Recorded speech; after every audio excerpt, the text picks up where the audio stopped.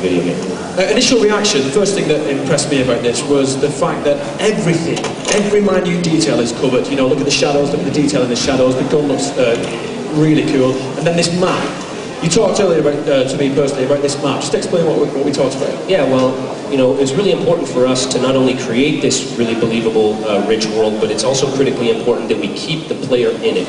As soon as the player is switching in and out of a pause menu to look at a map and figure out where he needs to go, he's always just breaking the immersive qualities of the game. We want to keep it in the game. We want him to feel the sort of red dirt. We want him to feel the grime in his guns and the blood and the sweat that's really carrying him through this world. So you can no longer use a map to nip off and get a cup of tea? No. Perfect. All right, now this is an impressive part of the game. Let's get the hang glider. Sure, yeah, I mean, hang glider is kind of a signature Far Cry element, and we needed to make sure we kept it in the game. Most importantly, it's not used for flying around in sort of corridors to get you between open parts of a level. Our game world is a fully continuous, dynamic, streaming 50 square kilometers of open world. You never have a load screen anywhere. You're free to go anywhere you want in that world at any time. Improvise your tactics, make your own decisions about how you want to address the game's challenges. And one thing that is so impressive about this game is you very rarely see something twice whilst playing it. Of course, the world is very, very large, and you can travel all around it. Obviously, there are certain places you have to go, but there's also lots of time to look around and explore. Right? You see some things twice, you can see zebras twice. There's a pair of them. The animal AI, like the human AI, is autonomous and they're needs driven. So these zebras are down here probably to get a drink by the little river there, or to eat some grass or whatever. Part of creating this rich, believable open world is filling it with life, even in the difficult scenario that takes place in the game. Just heard an elephant. Filling it with that feeling that it's really a living world around you is what gives it its credibility and makes it really, really rich and believable. Now, John's going to move up onto this ridge line here, and just by way of a teaser, as I said, he's going to raid a little camp that's up through this little thicket here. See, as he gets close enough and he takes out his map, now he has a very detailed map of the immediate vicinity, maybe only 100 meters on the side. And he can use this map as well as his binocular to kind of scout this camp.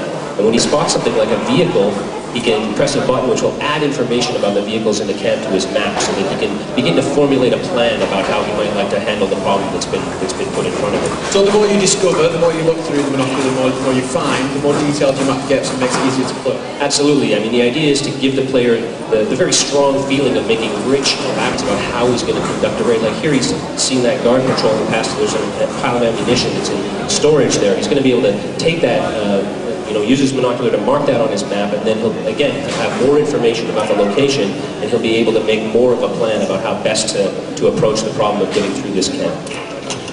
That's moving close, come on. Yeah, he's going to go in. And all the natural elements have a big role to play in this game as well. Yeah, I mean, a really important thing to point out is this grass isn't, fake grass. These aren't fake trees. These are real simulated trees that are blowing in a real wind. They're real dynamic assets. They're not animated. They're real procedural content. Because of that, he can use those, in combination with things like wind and fire to his advantage. John's actually going to use this mine to set a trap here in case the enemy comes looking for him and decides to use this vehicle with his mounted weapon against him. He'll have it lined up with that explosive there, and then he's going to move over to the side and probably start a fire. John usually likes to start fires. So he threw a Molotov into a fuel store there. Now these bad guys, once they hit, they don't give up, do they? No, these guys are pretty tenacious. They're maneuverable, they're fast, they're aggressive. That's why, he needs to have a good plan to make a raid on a camp like this. Look at this fire that he's got going. This is completely cut off one side of this camp. The AI isn't going to be able to maneuver there. The AI isn't going to be able to respond with that fire cutting off their approach or their escape. And this isn't scripted. Everything that's happening here is systemic and dynamic. John's improvising as he fights. He's picking his targets. He's using the information he gathered. And you can see the village beside him is completely in flames. It's procedural fire. It's not scripted. It's not fake. This is a fire that spreads in the direction of the wind, consumes the assets. Here's an enemy using a truck to try and take him out. So not everything is written in concrete. Not everything is, you've got to go here, you've got to go there. It's not that not everything is written in concrete, it's that nothing is written in concrete. It's a really organic, dynamic system. Oh, we've got out there heavy artillery now.